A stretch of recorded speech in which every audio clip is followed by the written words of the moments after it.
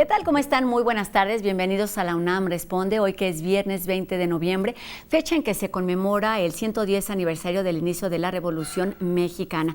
Seguimos en este espacio universitario difundiendo el amplio trabajo que se genera desde nuestra universidad en el contexto de esta pandemia. Hemos hablado aquí en distintas ocasiones de los grupos vulnerables. Hemos hablado aquí también de todas esas carencias y necesidades que se han agudizado con la llegada de esta pandemia, de esta crisis sanitaria, y es que es nuestra responsabilidad visibilizar estas situaciones y acercarnos a la información que nos permita conocer del tema y actuar responsable y sensiblemente. Por ejemplo, esta tarde estaremos hablando de los derechos humanos con respecto a las personas con discapacidad, con respecto a las personas en situación de calle. Quédense con nosotros. Durante los próximos minutos también tenemos diversos temas. Hablaremos del ejercicio periodístico, tenemos recomendaciones culturales, nuestra dosis de humor, la historia de Flavio para terminar este programa, así que tenemos mucho programa por delante. Y para comenzar, antes de ir a este panorama que nos presenta la situación de lo que ocurre en nuestro país, les comento que el gobierno de la Ciudad de México dio a conocer que en al menos 16 alcaldías se implementará la ley seca, esto con el objetivo de disminuir fiestas, reuniones y al mismo tiempo pues evitar el riesgo de contagio principalmente entre los jóvenes de esta ciudad. Vamos pues con este resumen nacional. Sí, estamos en un acuerdo con todos los alcaldes, las alcaldías, estamos viendo si es al mismo tiempo las 16 o primero 8 y 8, de acuerdo con distintas reuniones que hemos estado teniendo, pero sí va a haber alguna implementación para evitar que haya más fiestas. Entonces ya lo vamos a anunciar el día de mañana y 8 de las alcaldías han tomado la decisión de ya avanzar en el tema de la ley seca, fines de semana nada más. Fines de semana, ¿cuál por es? Algunos días, por algunas semanas, mientras tenemos pues más incremento de contagios. Se aplicaron diversas medidas para mitigar los efectos de la contingencia COVID-19 y apoyar la recuperación económica, como en el caso del Aeropuerto Internacional de la Ciudad de México, mediante acciones sanitarias y de bioseguridad en ambas terminales, así como la revisión de tarifas de los servicios aeroportuarios y los contratos de arrendamiento a las aerolíneas que fueron severamente afectadas por la pandemia.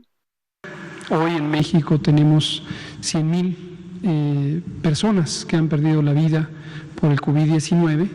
Esta es una cantidad, desde luego, inusual. No tenía ningún antecedente previo la sociedad mexicana de una enfermedad infecciosa, aguda, que pudiera causar una propagación tan rápida y afectar la vida de tantas personas. Las causas de muerte en México desde hace más de 15 años han estado dominadas por las enfermedades crónicas no transmisibles. Como desgraciadamente se llegó a 100,000 fallecidos por la pandemia en México, nosotros vamos a seguir cumpliendo con nuestra responsabilidad.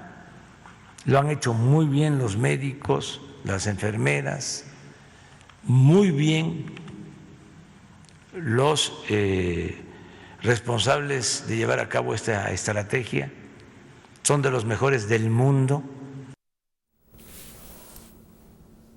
Y a nivel internacional continúa la carrera por encontrar una vacuna que sea efectiva contra la enfermedad de COVID-19. Recientemente, el desarrollo en el que colaboran la Universidad de Oxford y la farmacéutica AstraZeneca reveló que han encontrado que en la segunda fase de pruebas ha sido efectiva ampliamente también en los adultos mayores. Así es que seguimos esperando buenas noticias en este y en otros desarrollos, mientras la recomendación es seguirnos cuidando. Vamos enseguida a conocer la situación internacional por COVID-19. México supera las 100,000 muertes por COVID-19. Tras sumar 576 fallecimientos y 4,472 infecciones en las últimas 24 horas, el país registra 100,104 muertes y 1,019,543 contagios. La farmacéutica Pfizer solicitó a los reguladores de salud de los Estados Unidos la autorización de uso de emergencia de su vacuna. Alemania informa que los casos se están estabilizando, después de reportar 23,648 nuevas infecciones, pero no significa que estén disminuyendo. Suecia registró un récord de 7.240 nuevos casos. Rusia reporta su máximo aumento diario con 24.218 nuevas infecciones. Ucrania registró un récord de 14.575 nuevas infecciones en las últimas 24 horas. Madrid cerrará sus fronteras con otras regiones durante 10 días en diciembre. La región italiana de Tirol del Sur comenzó hoy un programa de 3 días de detección masiva de coronavirus con el objetivo de realizar pruebas rápidas voluntarias en el 70% de la población local. India registra más de 9 millones de casos de COVID-19. El país agregó 45.882 nuevas infecciones en las últimas 24 horas. En China, casi 1 millón de personas han tomado una vacuna de emergencia COVID-19 que aún se encuentra en su fase de prueba, informó la compañía Sinopharm. Generar conocimiento es un objetivo esencial de los científicos, no solo de nuestra universidad, sino de todo el mundo, pero por ello también resulta de vital importancia que se contagie desde edades muy pequeñas este amor, esta pasión por la ciencia. Es por ello que entre estos días, este fin de semana, nuestra universidad sigue generando actividades como la Noche de las Estrellas y también la Fiesta de las Ciencias y las Humanidades, eventos que podemos disfrutar de forma virtual para acercarnos de distintas maneras a la ciencia. Y otra manera de acercarnos a este conocimiento es el doctor Carlos Rosales, quien todas las tardes nos ofrece respuestas precisamente sobre lo que va surgiendo con respecto a esta pandemia. Esta tarde nos habla sobre lo que sucede con relación entre el COVID y la vacuna de la influenza. Buenas tardes, Rosa. Muchas gracias. Tenemos más preguntas de nuestro público. Parece que sigue habiendo mucha confusión con el uso de las vacunas y nos preguntan, si me vacuno contra la influenza, ¿tendré complicaciones con la COVID-19? Bueno, ya hemos comentado antes, una vacuna es una preparación que protege contra una enfermedad en particular. Una vacuna contra la influenza va a estimular al sistema inmunológico y nos dará protección contra la influenza. Contra la COVID-19 no existe todavía ninguna vacuna. El uso de una vacuna no interfiere con otras enfermedades. Por lo tanto, si usted se aplica la vacuna contra la influenza, estará protegido contra la influenza. El no ponerse la vacuna, pues lo expone a que se enferme de influenza. Si además se infecta con el otro virus, pues tendrá influenza y COVID al mismo tiempo. Es mejor infectarse solo de un virus. Entonces, sí es recomendable aplicarse la vacuna contra la influenza. El uso de la vacuna no va a causar efectos secundarios con una posible infección con coronavirus. No interfieren una vacuna con la otra. Entonces, ahora que vienen los tiempos de fríos, sí puede, y está en los grupos de riesgo, o sea, una persona mayor de 60 años o menor de 5 años, aplíquese la vacuna contra la influenza. Mientras para la COVID-19 hay que seguir evitando ser infectado. Sigamos las recomendaciones. Usar mascarilla, cubrebocas correctamente todo el tiempo.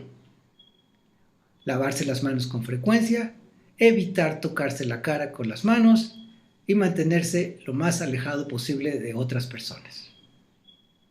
Gracias. Regresamos con Rosa al estudio de TV UNAM.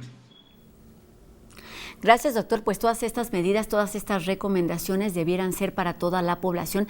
Sin embargo, hemos mencionado aquí en distintas ocasiones que hay grupos vulnerables que pueden tener muchísimas dificultades para seguir estas recomendaciones. Por ejemplo, en nuestra Constitución se dice que las personas con discapacidad tienen el derecho a gozar del más alto nivel de salud sin discriminación, mientras que las personas en situación de calle deben tener acceso a servicios y programas públicos para su bienestar. ¿Qué sucede con todos estos grupos en medio de una pandemia donde hay medidas restrictivas, donde hay recomendaciones de higiene que buscan precisamente el bienestar de las personas? Para hablar de todas estas situaciones sin lugar a duda complejas, tenemos esta tarde como invitada a la doctora Patricia Brogna, quien es profesora de la Facultad de Ciencias Políticas y Sociales de nuestra universidad y además es coordinadora también del Seminario Permanente sobre Discapacidad del Programa Universitario de Derechos Humanos en colaboración con esta misma facultad. Doctora, ¿cómo está? Un gusto saludarla en este espacio universitario. Buenas tardes, Rosa, y muchísimas gracias por la invitación. Doctora, pues mucho que hablar, es un tema que en verdad debemos visibilizar, al que debemos acercarnos, porque una de las principales causas para no entender y para no brindar pues las atenciones necesarias es la falta de información. ¿Por qué no comenzamos, doctora, esta tarde hablando de quiénes son estos grupos vulnerables, cómo identificarlos, porque muchas veces parecieran invisibles y sin embargo ahí están y están bien identificados? Bien, como platicábamos un poquito fuera del aire, lo primero que deberíamos puntualizar es la manera en que nominamos o nombramos a estos grupos. Decir grupos vulnerables pone la condición de vulnerabilidad como una característica o un atributo del propio grupo.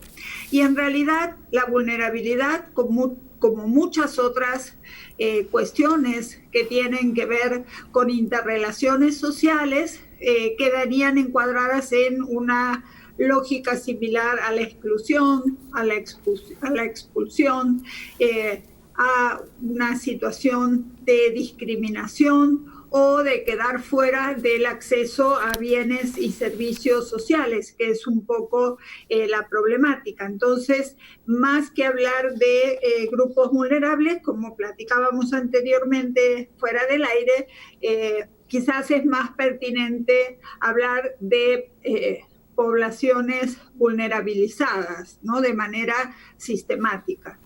Exactamente, ya lo habíamos mencionado también en algún otro espacio y son de esas cosas en las que debemos mentalizarnos, digo yo, es nuestra tarea porque pues también la forma de nombrar puede ser una forma de discriminar.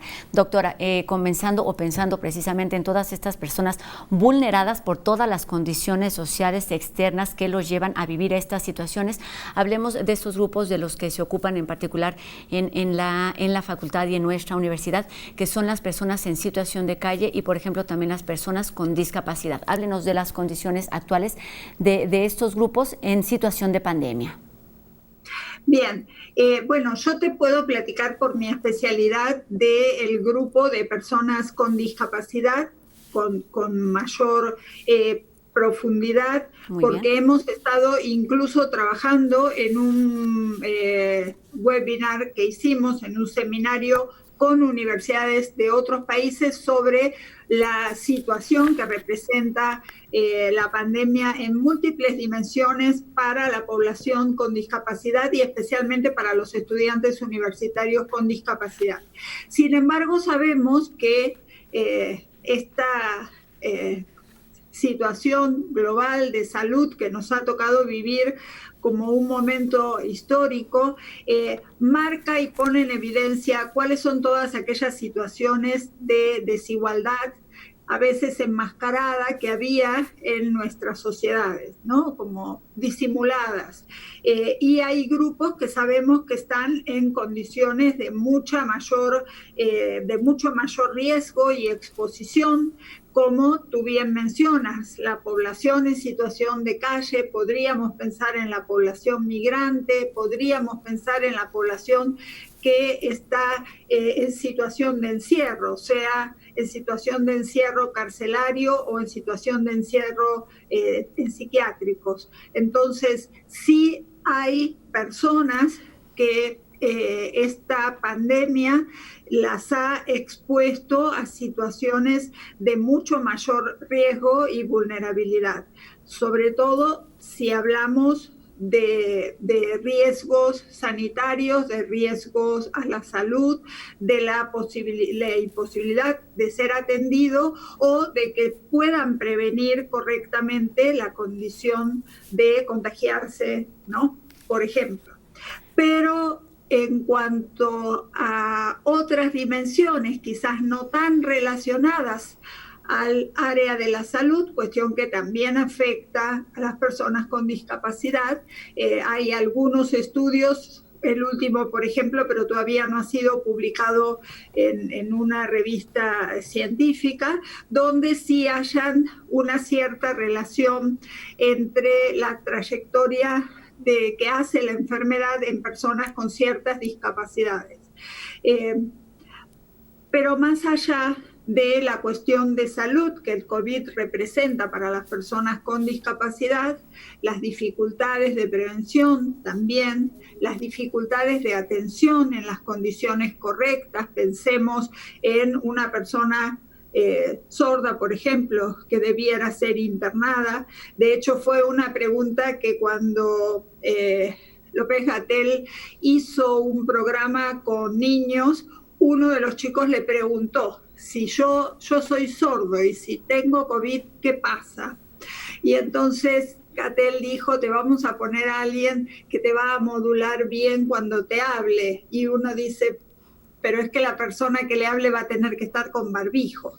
No está pensado cómo el sistema de salud podría atender las muy diferentes necesidades que podrían tener los distintos grupos de personas con discapacidad en una situación de internamiento por COVID. Doctora, que son muchísimos los temas, muchísimos que parecen las complicaciones, y eso lo estamos solamente platicando ahora. Si pensamos en las situaciones que viven y a las que se enfrentan día con día, efectivamente no terminaríamos, doctora, pero yo creo que podemos centrarnos precisamente en este grupo de personas con discapacidad, que a fin de cuentas también son distintas discapacidades, e intentemos un poquito entender pues estas situaciones. Comencemos por hablar ahora de lo que sucede en las casas, es decir, pensamos comúnmente de las dificultades, por ejemplo, a la hora de cruzar las calles, de interrelacionarnos con el resto de la sociedad. Pero ahora, estando en casa, ¿cuáles son los riesgos y las dificultades estando en casa de estos grupos, doctora? Bien. Antes de contestar a tu pregunta, me gustaría regresar tantito, porque te decía que nosotros trabajo especialmente en relación a población con discapacidad, pero desde el Programa Universitario de Derechos Humanos hicimos un levantamiento sobre las acciones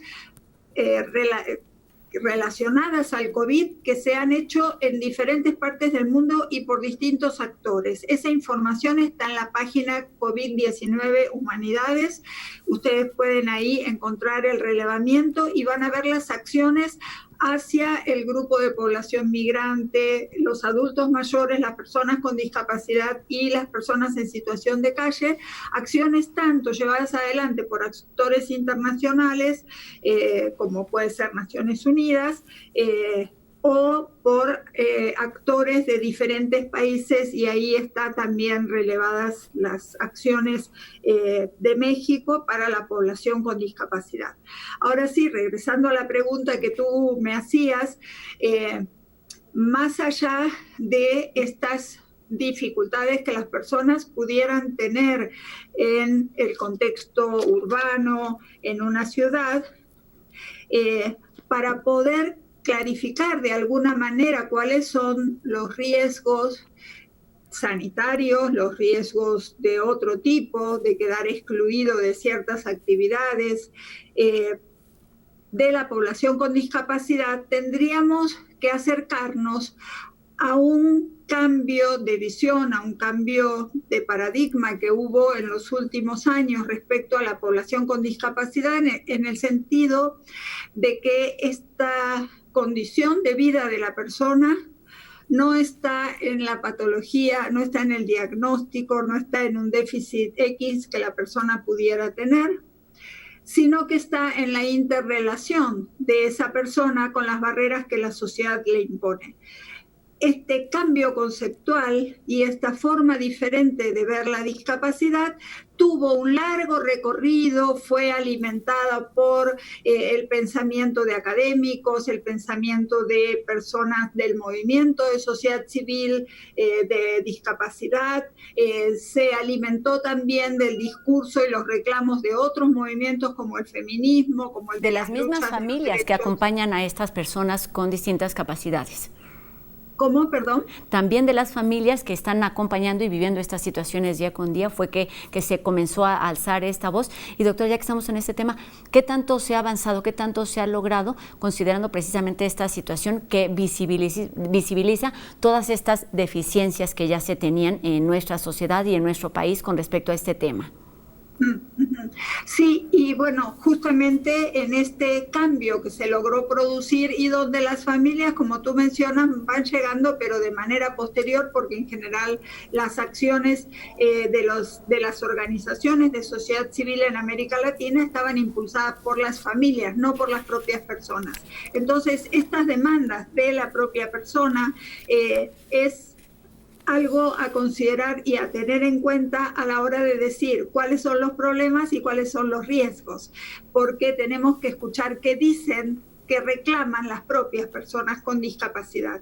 Entonces, aquí tendríamos que identificar, por ejemplo, las dificultades de acceso que las personas puedan tener a realizar ciertas actividades de forma independiente, las dificultades de acceso a las TICs, a las nuevas tecnologías y a las tecnologías de la comunicación, las dificultades para acceder a computadoras, por ejemplo, o a una buena conectividad, y el haber podido desarrollar o no, a partir del acceso o no a la educación, habilidades justamente digitales, ¿no? Es una de las problemáticas que hemos visto a lo largo de este tiempo de pandemia al querer hacer accesible los espacios digitales.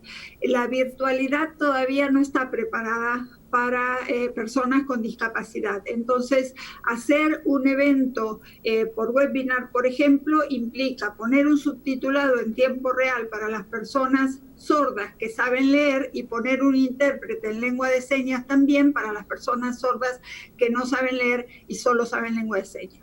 Entonces, hacer accesible el espacio virtual es un enorme reto y es también algo que pone en riesgo de quedar excluido, de no acceder a la información, de no poder acceder a la comunicación a las personas con discapacidad. Exactamente, esto de la digitalización pues evidentemente ha sido un reto para toda la población, pero si consideramos las circunstancias, las condiciones y las características, las necesidades que tienen pues estos grupos vulnerados, pues requieren evidente muchísima más atención para eliminar o para estar un poquito más alejados de estos conceptos de omisión, de discriminación y también de estigmatización. Doctor, es momento de hacer nuestra primera pausa aquí en la UNAM Responde. Regresaremos más adelante para hablar de cuáles son las iniciativas en las que se está trabajando desde nuestra universidad.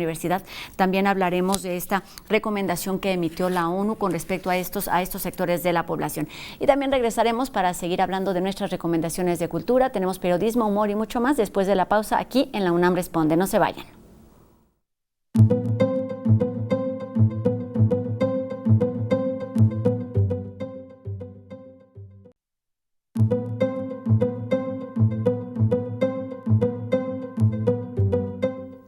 Ya estamos de regreso en este segundo bloque de la UNAM Responde y es fin de semana, es viernes. Hay muchísimas actividades artísticas, científicas y culturales que se están llevando a cabo desde hoy y durante el siguiente fin de semana. Enseguida solamente les tenemos algunas opciones y ustedes pueden conocer el programa completo en cultura.unam.mx.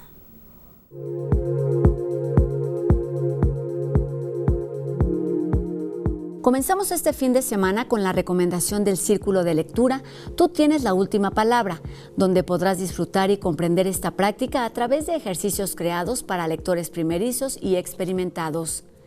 A partir de la lectura te puedes integrar a este taller de juegos de forma lúdica y creativa para crear textos y comenzar a escribir esas palabras que siempre quisiste plasmar. Todavía estás a tiempo de inscribirte en el portal de Cultura UNAM.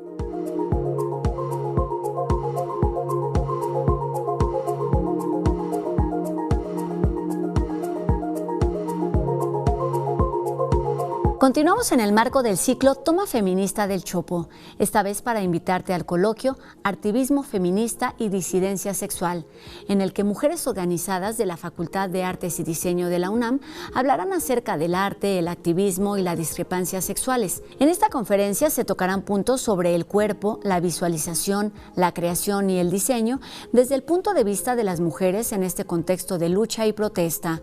Puedes seguir este coloquio desde los perfiles de Facebook de la Cátedra Rosario Castellanos y del Museo Universitario del Chopo.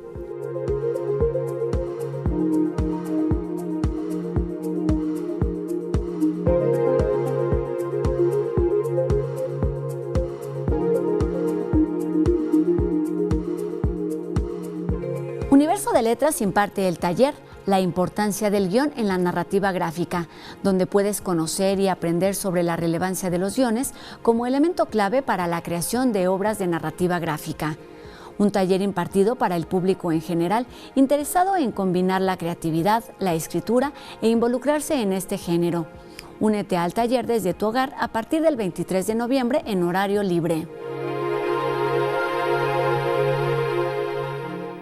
Y en otro tema, ante el aumento de la violencia contra periodistas, pues se han impulsado distintas campañas e iniciativas con el objetivo de visibilizar y de acabar con esta problemática nacional. Enseguida los chicos de Trending nos presentan una pieza sobre este tema.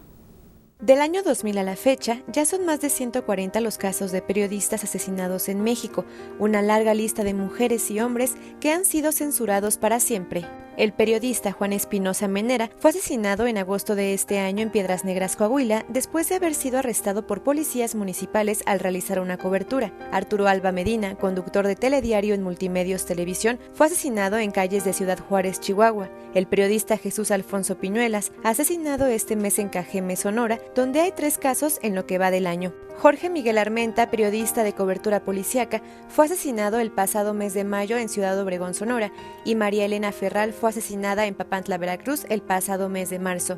Nevit Condés, Jorge Celestino, Edgar Nava, Rogelio Barragán, Norma Sarabia son algunos de los periodistas asesinados en 2019 al cubrir fuentes policíacas.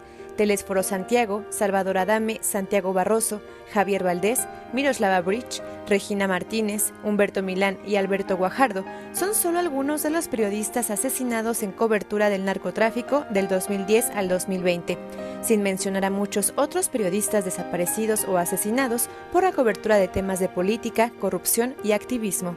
Diversas campañas e iniciativas han sido puestas en marcha para alzar la voz y exigir poner fin a esta guerra contra periodistas en nuestro México. Tal es el caso de la campaña End Impunity, lanzada por la UNESCO para exigir libertad de expresión y poner fin a la impunidad. La ONU también se une a la defensa de periodistas con la plataforma digital Puntal, un portal donde se pueden visibilizar homicidios y desapariciones de los periodistas en los últimos 4 años, además de contar con manuales de apoyo, una lista de organizaciones sociales y números de emergencia. Hashtag Sigamos Hablando es otra campaña lanzada por la organización civil Propuesta Cívica, que se ha hecho viral en Twitter por recrear al periodista Javier Valdés, asesinado en 2017. Otra de las iniciativas es Lápices Inmortales, una campaña de la Sociedad Interamericana de Prensa, quienes a través de la elaboración de lápices impregnados con el ADN de 3 periodistas, Irma Flacker, Carlos Lajut y Alfredo Jiménez Mota, quienes realizaban investigaciones de grupos delincuenciales en Sinaloa, buscan hacer un llamado a los gobiernos para terminar con la impunidad de crímenes contra periodistas. Los lápices llegarán a manos de otros periodistas para difundir este mensaje. Ojalá esta lista no siguiera aumentando ni en México ni en otras partes del mundo. Y bueno, vamos a hablar de otros temas. Con esta pandemia, nuestra vida cotidiana se ha modificado de muchísimas maneras. También se han modificado las maneras en las que festejamos. De esto nos hablan enseguida los chicos de No Memes. La UNAM Responde y No Memes hacen un crossover que, dicho sea de paso, no lo tiene ni Marvel ni DC. Pero bueno, hacemos este esfuerzo conjunto para ofrecerles una mirada al mundo del Internet y sus caminos infinitos. Y si alguien se pone a esta boda, que hable ahora o calle para siempre. María Cristina, yo todavía te amo. Por favor, no aceptes, por favor. No inventes, la loca ya apareció, pinche zorra. Hey tía, tienes el micro prendido. ¡Alto! ¡Quiten eso! Les pedimos una disculpa, respetables televidentes. Nuestra señal acaba de ser interferida por una videollamada de Zoom, pero ya lo está arreglando nuestro equipo técnico. ¡Listo! Ahora sí, el tema de hoy es... las fiestas online. Todo comenzó en China cuando el innombrable empezaba a manifestarse. Como fue el primer país en tomar medidas de confinamiento, sus habitantes buscaron maneras para salir de fiesta en plena pandemia. Y así surgió una de las fiestas más épicas del año, organizada por el club Sir Tin, a la que se unieron 2.3 millones de personas. Con los bares cerrados, varias personas de todo el mundo han comenzado a encontrarse y a hacer fiestas en línea a través de plataformas como House Party, Zoom, Google Meet, Hangouts, Skype y Rave. Y como a mitad de pandemia estábamos todos agüitados por los eventos que se cancelarían, se empezaron a buscar alternativas, llegando a transmitir desde conciertos y obras de teatro hasta juicios y graduaciones. Como es el caso de la Business Breakthrough University, en Japón, universidad en la que sus estudiantes pudieron recibir sus diplomas a distancia, pues se graduaron a través de robots vestidos con toga, birrete y cara de tablet. Oigan, ¿alguien quiere seguir viendo la graduación? ¿O mejor nos volvemos a colar a la boda? Siempre hay alternativas para pasarla bien. Y bueno, es momento de hacer otra pausa aquí en La UNAM Responde. Seguiremos hablando de derechos humanos para las personas con discapacidad. Aquí, después de la pausa, no se vayan. Esto es La UNAM Responde.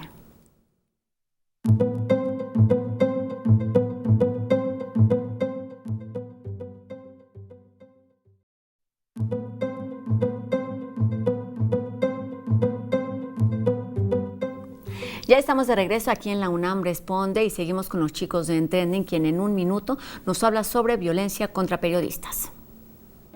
En los últimos años, ser periodista en México es un trabajo de alto riesgo. Según la Comisión Nacional de Derechos Humanos, a la fecha no han cesado los asesinatos y las desapariciones de periodistas siguen siendo casos sin esclarecer. Desde 2006 ha habido ataques a medios de comunicación.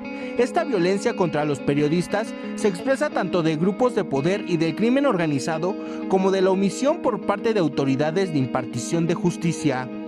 En diversas entidades del país ha sido marcada la violencia contra quienes informan, denuncian o critican a través de su labor periodística, siendo los estados del norte, donde el narcotráfico se siente incómodo con el trabajo periodístico y busca silenciarlo con agresiones de todo tipo. Las golpizas, el allanamiento de morada, el robo de materiales, las amenazas de todo tipo, el secuestro, la tortura y hasta el asesinato de periodistas violan a la sociedad y a la libertad de expresión. Es momento de retomar la segunda parte de nuestra entrevista con la doctora Patricia Brogna, quien es profesora de la Facultad de Ciencias Políticas y Sociales, también es maestra en Estudios Políticos y Sociales y doctora en Ciencias Políticas y Sociales con la especialidad en orientación psicológica. Doctora, pues considerando todas estas dificultades, todas estas necesidades y cómo, ya nos habló un poquito de cómo se han visibilizado aún más con esta pandemia, me gustaría que nos hablara de esta iniciativa que se emitió desde la ONU con el objetivo de precisamente visibilizar y darle la atención que requieren las personas vulneradas. ¿Cuál es la utilidad y cuál es el objetivo de iniciativas como esta? Bien, Naciones Unidas ha sacado varios documentos y de alguna manera el documento de directrices esenciales para incorporar la perspectiva de derechos humanos en la atención de la pandemia lo que hace es condensar y sintetizar varias de estas estrategias para identificar a través de las distintas acciones que el gobierno hace para la atención del COVID y considerando las necesidades específicas de cada grupo, poder atender cuestiones relacionadas o desde la perspectiva de derechos humanos. Entonces, en realidad es un documento muy importante, está justamente relevado en este documento que te mencionaba, que se hizo desde el Programa Universitario de Derechos Humanos, junto con otros muchos documentos de Naciones Unidas que dan lineamientos y estrategias para la atención. Ahora, si hacemos un recorrido por estas directrices, podemos ver justamente cómo tienen una mirada de derechos humanos a través de aquellas situaciones o aquellos momentos que pudieran ser especialmente riesgosos para las personas, como ha pasado en muchos países, el uso de la fuerza para impedir que las personas circulen, por ejemplo, cuando hay políticas o estrategias de no movilización, o de atención dentro del sistema sanitario o de prevención dentro de las instancias o los espacios donde las personas viven, ¿no? Entonces, es un documento que sintetiza muy bien las distintas acciones en los diferentes momentos que la atención de la pandemia demanda. Me gustaría que nos ayudara a centrarnos y a darle la importancia precisamente a este tema de los derechos humanos. No solamente tiene que ver, con un sentido común, con las necesidades que están viviendo, sino que tienen que ser, pues justamente todas las estrategias y todas las respuestas que se vayan dando con apego a estos derechos humanos que tienen también estas personas vulneradas. ¿Cómo lograr que se materialice? ¿Cómo lograr que esto se lleve a áreas concretas cuando sabemos pues hay distintas deficiencias en nuestros sistemas de salud, por ejemplo, pensando en la atención a estos pacientes, también pensando en las posibilidades que tienen de manejarse de forma independiente en espacios públicos y, por supuesto, también en los privados, doctora? Sí, el tema del manejo de forma independiente tiene mucho que ver con, justamente con un derecho humano que menciona la Convención sobre los Derechos de las Personas con Discapacidad, que fue aprobada en 2006, que hay que agradecer al impulso de don Gilberto Rincón Gallardo, que se hubiera llevado a cabo. Él lo propuso en un evento de Naciones Unidas y se aprobó por unanimidad, aunque ya había habido una propuesta anterior que no prosperó, y decía que dentro de este documento que menciona los múltiples derechos reconocidos a las personas con discapacidad, del tema del acceso a la asistencia personal y el derecho a la vida independiente, es algo que todavía está muy lejos de poder desarrollarse en México, donde la idea es que la atención a las necesidades de las personas con discapacidad las debe cumplir la familia. De hecho, en otros países existen sistemas de cuidados. En México lo que es el cuidado también se asigna a las familias, y cuando esto fue una puja en otros países, como en España, el movimiento de sociedad civil reclamaba: no esclavices a mi familia, ¿no? En el sentido de que es el Estado el que debiera brindar las estrategias o los apoyos que las personas requirieran para hacer una vida independiente, lo cual quiere decir que pudiera necesitar a alguien para atender desde sus necesidades fisiológicas hasta acompañarlo al trabajo o a alguna actividad de ocio, y esta asistencia personal es entendida como un apoyo que la persona requiere para hacer una vida independiente. En un punto es paradójico y también desde algunas perspectivas se entienden como que es no un derecho sino un privilegio, cosa que no podríamos entender así. Doctora, son caminos que han sido muy largos, que han sido muy complicados precisamente para ir logrando esta visibilidad, para ir entendiendo todas estas necesidades que en verdad son, me parece, muy particulares y en las que debemos poner muchísima atención. Y en este camino, pues este seminario permanente sobre discapacidad en nuestra universidad ha hecho también sus contribuciones. ¿Por qué no nos platica de las tareas, de los trabajos y los intereses que tienen pensando en estos grupos vulnerados? Bien, el Seminario Permanente sobre Discapacidad surge con posterioridad a un diagnóstico que se hizo en el año 2013. Fue un diagnóstico sobre el estado que guarda la atención a la discapacidad en la UNAM. Investigamos qué acciones había en docencia, cuáles había en investigación, en extensión y en gestión de necesidades de estudiantes con discapacidad. En otras universidades, las oficinas de atención a la discapacidad también atienden a docentes, a personal administrativo y de servicios. Nosotros nos enfocamos en ver qué acciones había respecto a la atención de necesidades de estudiantes, más los otros 3 ejes sustantivos que mencioné antes. Sí. Fue un estudio que dio resultados muy interesantes, sobre el que se hizo también una propuesta válida. En este momento estamos desarrollando, podríamos decir, casi una segunda etapa, porque estamos haciendo un estudio similar al que se han sumado una universidad de España y 2 de Colombia.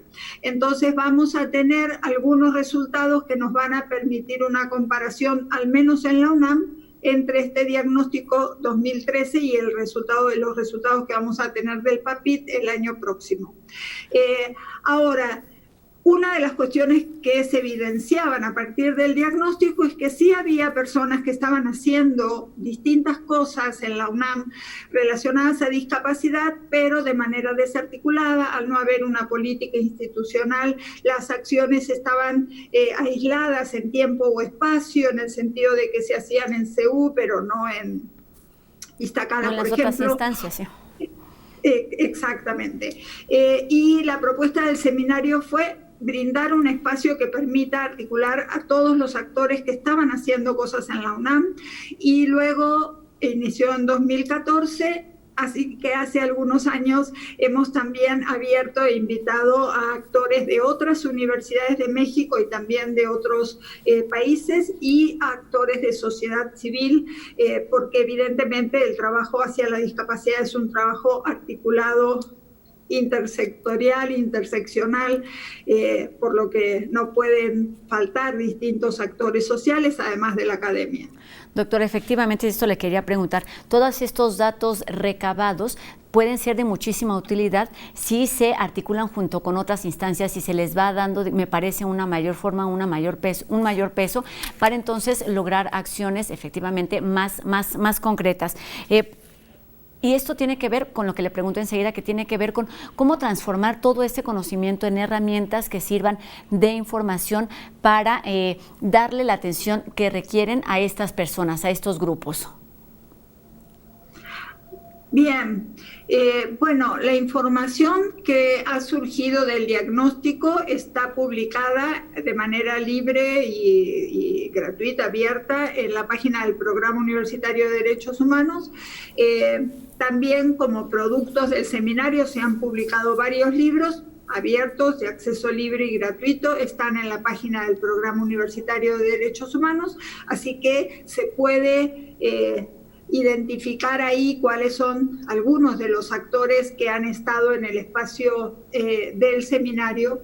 Y también es importante señalar que ya en 2013 la UNAM generó una unidad de atención a la discapacidad, la UNAPDI, y que con el tiempo se han ido densificando otros actores, del que me interesa muy particularmente señalar la REED, que es la Red de Estudiantes y Egresados con Discapacidad de la UNAM.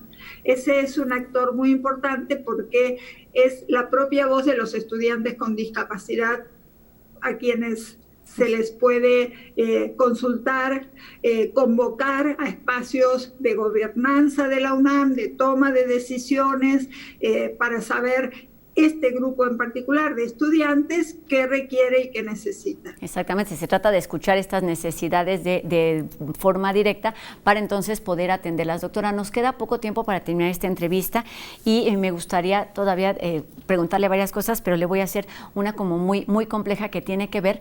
Después de todo lo ganado, es necesario seguir hablando de sensibilizar, de ser conscientes, de cómo lograr la empatía, de cómo lograr la inclusión desde todos los ámbitos, desde las familias, desde las sociedades, por supuesto las políticas públicas, y cuáles son esas acciones prioritarias que debemos considerar a partir de ya, considerando además esta situación de pandemia.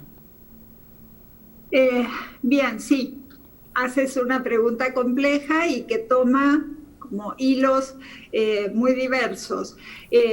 Bueno, la situación de pandemia tiene que ver con este contexto del que hemos hablado y que tú has referido también en otras partes del programa, y que da una situación que pone en mayor vulnerabilidad a toda la población y más aún a aquellos grupos que estaban ya desde antes en una situación de desventaja, de exclusión, de no ser atendidas sus necesidades.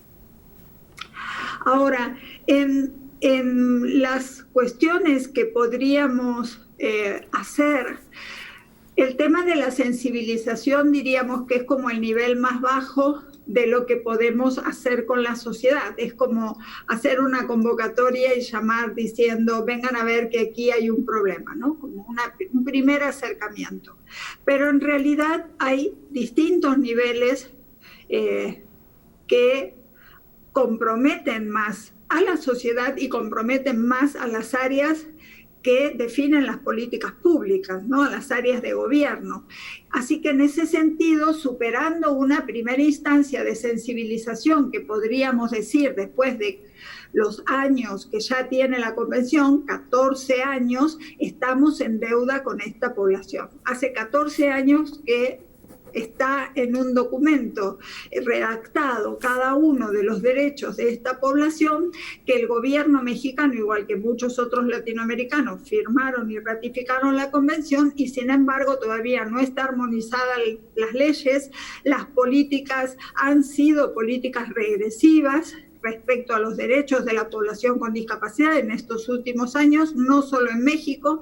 De hecho, se hizo un documento, un pronunciamiento internacional, porque en varios de nuestros países los gobiernos han hecho políticas regresivas, han quitado la densidad y la cobertura de los derechos a la población con discapacidad, y diríamos que ya superando el nivel de la sensibilización, podríamos pensar en el de la concientización, hacer tomar conciencia a la sociedad de los derechos de esta población. Para ellos, campañas que nunca se hicieron de difusión de derechos. Podemos decir que mucha población con discapacidad no sabe qué derechos tiene y puede reclamar.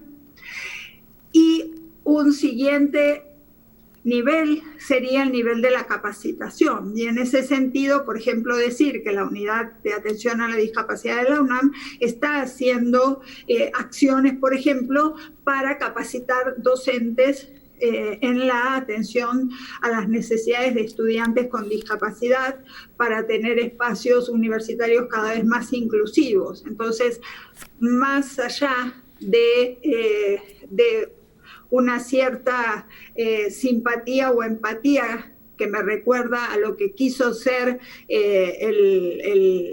la leyenda de un evento de Naciones Unidas, Caridad y Simpatía, y el movimiento de personas con discapacidad obligó a que el lema del diseño fuera igualdad y plena participación. Son demandas diferentes. Cuando uno se planta en la demanda de derechos humanos, del respeto a los propios derechos y a la propia dignidad, superan mucho el tema de estar sensibilizado o ser empático.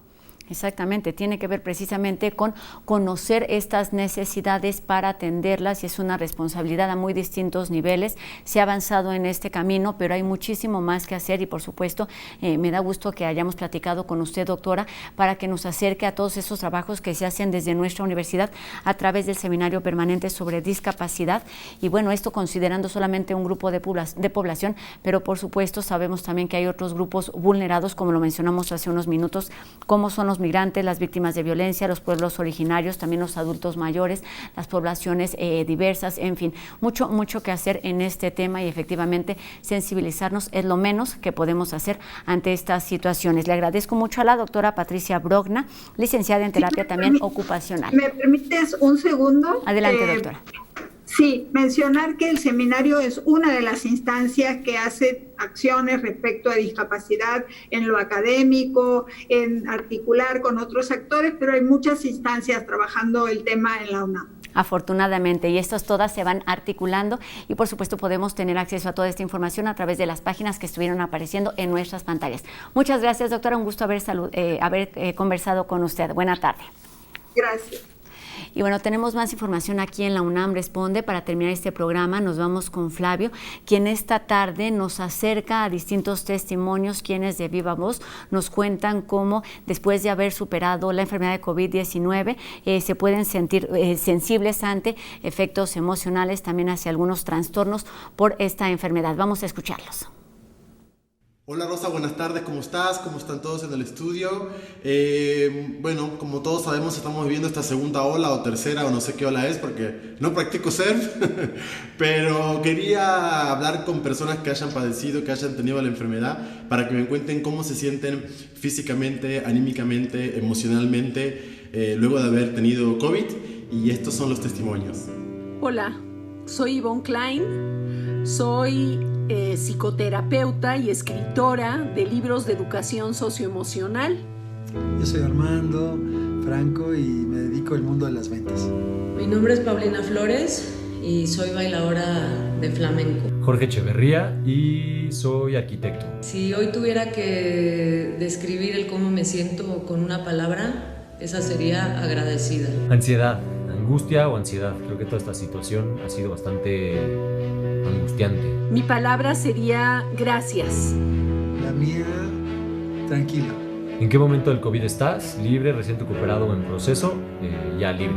Me encuentro en proceso aún, esperando ya una tercera prueba que dé negativo. Estamos recuperados. Pues sí, ya la libramos. Al principio sentí como un resfriado común, escalofríos, dolor de cuerpo, dolor de cabeza, sudores. En mi caso, yo solo tuve un padecimiento de un cansancio que nunca en mi vida había sentido. Me di cuenta de esto cuando estaba dando una clase de flamenco y fue cuando me empezó a faltar el aire y bueno, me preocupé. Y sobre todo lo que es muy extraño es perder el olfato y el gusto. Eso es algo que tomas como por hecho y cuando no lo tienes es muy fuerte no tener esos dos sentidos. Yo al principio, los primeros días, la verdad estuvo tan bien que me fui a hacer ejercicio y hice mucho ejercicio. Emocionalmente, pues he pasado por todas las emociones. Ya sabes en ese momento que ya tienes la enfermedad, entonces ya entras en una psicología de pues, un poco de miedo, de incertidumbre, etc. Si tuviera que describir con 5 palabras lo que sentí al darme cuenta que había dado positivo, pues rabia, impotencia, miedo, incertidumbre, miedo, esperanza, angustia. Yo pensé en muerte, en vida, en sufrimiento, en hijos, en proyectos. ¿Has sentido algún estigma? No, ningún estigma, creo que al contrario, la gente al saber que ya tuve coronavirus como que cree que tengo algo de inmunidad, entonces eso incluso ha ayudado a la confianza de los demás. A todas las personas pues, que han tenido contacto conmigo y de mi círculo, yo sí les comuniqué y no sentí ningún estigma, sentí mucha preocupación por mi bienestar porque pues yo soy una persona diabética, llevo bastantes años siendo diabética, insulino dependiente, entonces pues los focos estaban rojos. Que si alguna vez me sentí estigmatizada, pues no, la verdad que no. Y mis amigos, cuando les avisé que estaba enfermo y cuando les avisé que estaba curado, que yo ya no puedo contagiar, ya no me pueden contagiar, que yo soy una persona totalmente no riesgosa. El aislamiento social pues me afectó en el sentido de saber que era una imposición. Yo sentí que era momentáneo y que iba a pasar y tenía esa confianza. Y es fuerte estar completamente aislado sin tener contacto con nadie, eso es duro. Y una responsabilidad, el no salir y ver a nadie, ¿no? No es lo mismo prepararse psicológicamente para 4 o 5 meses que prepararnos para un tiempo pues relativamente indefinido y que pues se van rompiendo pues esos tiempos a los que estábamos acostumbrados en las primeras etapas. Que si tuve miedo de infectar a los demás, sí, claro, sobre todo a mi padre y a mis abuelos, que había estado yo con ellos anteriormente, entonces eso sí que me daba miedo. Ahora no me preocupa nada porque siento que tengo inmunidad, o se supone que tengo inmunidad. No, afortunadamente nadie se infectó al mismo tiempo que yo o a mi alrededor, eso la verdad que fue una fortuna. Sí, desafortunadamente, entre que empecé a tener indicios de tener coronavirus y que realmente lo supe, contagié a 2 personas y nos contagiamos al mismo tiempo, igual conmigo, otras 5 personas más. Nos infectamos al mismo tiempo. Sí, no infectamos a nadie. Entonces, pues compartimos virus y compartimos cama, ¿verdad? Sí, no tuvimos esa culpa o esa angustia de haber infectado a otros más que a nosotros mismos. Entonces, estuvo genial. Muchos pacientes sufren de algún tipo de angustia y de algún tipo de trastorno por estrés postraumático. ¿Tienes algún síntoma? Sí, sobre todo esta ansiedad y esta angustia de no saber qué va a pasar, de ver que sigue todo prácticamente igual, que la gente se sigue infectando, que no sabemos si vamos a estar en semáforo rojo otra vez, que el trabajo está completamente parado, que el trabajo de todo el mundo, que muchos lugares cierran. Sobre todo esa angustia es la que siento. Que si sentí estrés postraumático o angustia, no. Mi mayor miedo era que no sabía cómo iba a reaccionar como diabética. Yo en mi caso, por ejemplo, yo lo que he vivido es tener que luchar internamente para no tener miedos, porque todo el mundo te vuelve a revolver.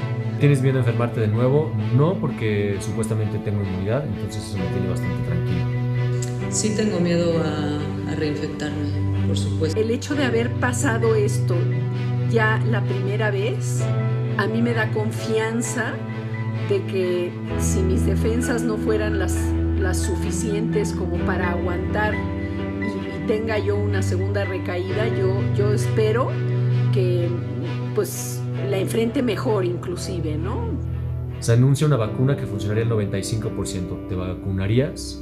Sí, me vacunaría porque aunque supuestamente tengo inmunidad, no es 100% seguro.